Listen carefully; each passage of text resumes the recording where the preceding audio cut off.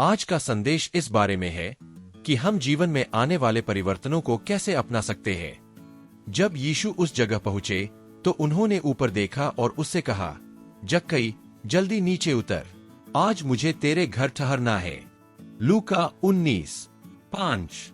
जब हम इस वचन को पढ़ते हैं तो समझते हैं कि जक्कई एक ऐसा व्यक्ति था जिससे लोग नफरत करते थे। लोग उसे नजरअंदाज करते थे, उसका अपमान करते थे।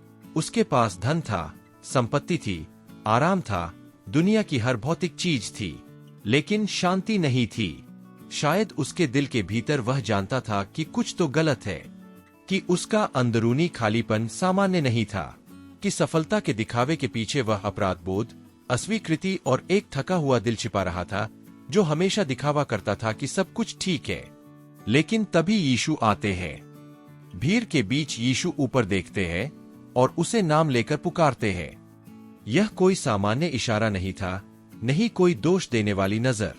यह व्यक्तिगत था, यह प्रेमपूर्ण था, यह एक नई कहानी की शुरुआत थी। जक्कई केवल एक छोटी सी प्रार्थना कर सकता था, वही कह सकता था जो यीशु सुनना चाहते थे और फिर से अपनी पुरानी जिंदगी में लौट सकता था। लेकिन उसने इससे अधिक चुना। उसने अपनी गलतियों को स्वीकार किया, अपनी जिम्मेदारियां उठाई और बदलने का निर्णय लिया। सिर्फ बाहरी रूप से नहीं, बल्कि अंदर से, अपने दिल की गहराई से। और यहीं से सब कुछ बदल जाता है। यीशु के साथ यह मुलाकात हमें एक शक्तिशाली बात सिखाती है। वह हमें हमारे पापों के आधार पर नहीं देखते, वह हमें उस रूप में देखते हैं जो हम बन सकते हैं। यीशु गड़बड़ी से आगे देखते हैं, मुखौटों से परे। वह देखते हैं जो शायद हम खुद में भी नहीं देख पाते। हम सभी को इस प्रक्रिया से गुजरना जरूरी है। जीवन की चोटों और निशानों से चंगे होने के लिए हमें अपने अतीत को छोड़ना होगा। हमें अपनी यादों में छिपी कठिन सच्चाइयों का सामना करना होगा और पवित्र आत्मा को उन क्षेत्रों में काम करने देना होगा जिन्हें हम अक्सर छूने से कतराते हैं। और इसी तरह एक नई जिंदगी की शुरुआत होती है। अब इस पर आधारित नहीं कि हम खुद को क्या मानते हैं, बल्कि इस पर कि परमेश्वर हमें क्या कहता है। शायद तुम पुराने किस्सों में फंसे हुए हो, अपराध बोध में, डर में, झूठ में जो तुम्हें बांधे हुए है और आगे बढ़ने से रोकते हैं।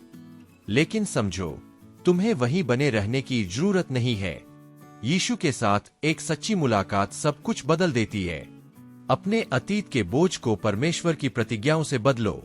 अपने झूठ, दुख और डर को सौंप दो और वे स्वप्न स्वीकार करो जो उसने तुम्हारे लिए रखे हैं।